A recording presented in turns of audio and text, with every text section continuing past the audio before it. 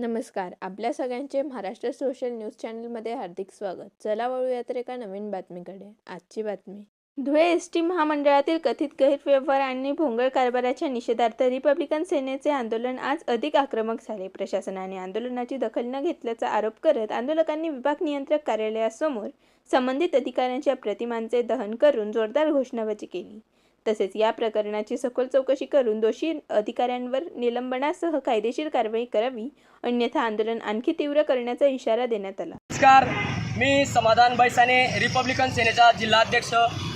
मी गेल्या 2 महिन्यापासून भजने धरणे आंदोलनाला क्युमाइन क्लब जेल रोड इथे बेमुदत भजने धरणे आंदोलनाला बसलेलो आहे.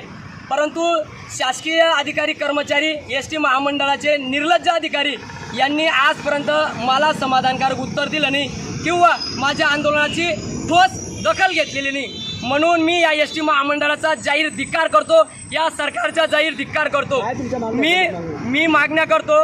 एस टी महामंडळामध्ये जो मनमानी कारभार चालू आहे, भ्रष्टाचारी चालू आहे, तो भ्रष्टाचार मी बाहेर काढलेला आहे. परंतु इथले जिल्हा अधिकारी असेल किंवा पोलीस प्रशासन असेल याच्याकडे जाणून बुजून लक्ष देत नाही आहे.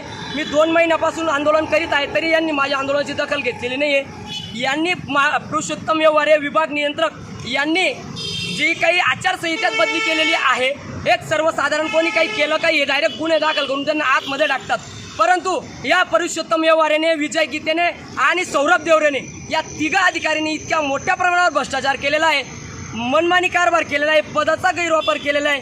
असे ठगडे ठोस पुरावे देऊनही यांच्यावर कुठल्याही पद्धतीचे गुन्हे दाखल झालेले नाही आहेत.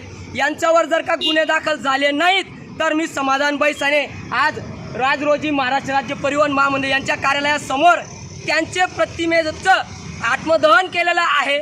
मी याच्यानंतरही जर मला न्याय भेटला नाही तर माननीय परिवहन मंत्री सरनाईक प्रताप सरनाईक यांच्या ऑफिसामध्ये हे बॅनर घेऊन मी तिथे आंदोलन करीन आणि याच्यानंतर असा विषय राहील आमचा. बातमी आवडल्यास चॅनलला लाईक व सबस्क्राईब करा व दररोज अशा नवनवीन बातम्या पाहण्यासाठी चॅनलला फॉलो करा. धन्यवाद.